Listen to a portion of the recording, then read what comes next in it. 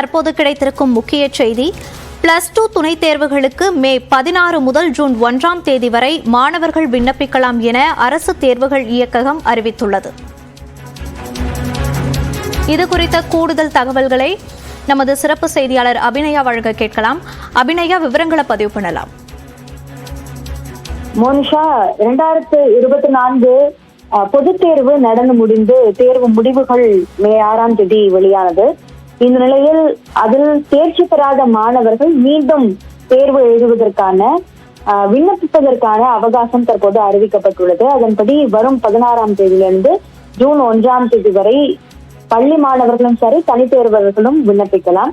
பள்ளி மாணவர்களாக இருந்தால் வரும் 16ஆம் தேதியிலிருந்து ஜூன் 1ஆம் தேதி அவர்கள் பயின்ற பள்ளிகளுக்கு சென்று காலை 11 மணி முதல் மாலை 5 மணி வரைக்கும் விண்ணப்பிக்கலாம். அதே போன்று தனித்தேர்வர்கள் அந்தந்த மாவட்டத்தில் அமைக்கப்பட்டுள்ள கல்வி மாவட்ட வாரியாக அமைக்கப்பட்டுள்ள அரசு தேர்வுகள் இயக்ககத்தினுடைய சேவை மையங்களுக்கு சென்று விண்ணப்பிக்கலாம். அதுவும் காலை 11 மணியிலிருந்து மாலை 5 மணி வரைக்கும் விண்ணப்பிக்கலாம் என்று தெரிவிக்கப்பட்டுள்ளது.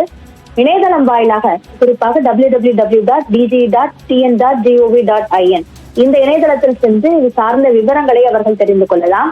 ஒரு தாளுக்கு 50 ரூபாய் வீதம் தேர்வு கட்டணம் செலுத்த வேண்டும்.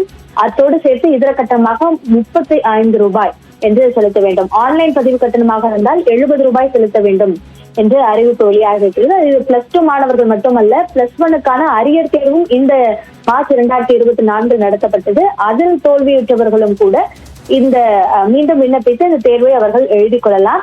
இதற்கான அறிவிப்பும் இதில் வெளியாக இருக்கிறது. எனவே இந்த இணையதளத்திற்கு சென்று கூடுதல் விவரங்களையும் மாணவர்கள் அறிந்து கொள்ளலாம். மோனிஷா,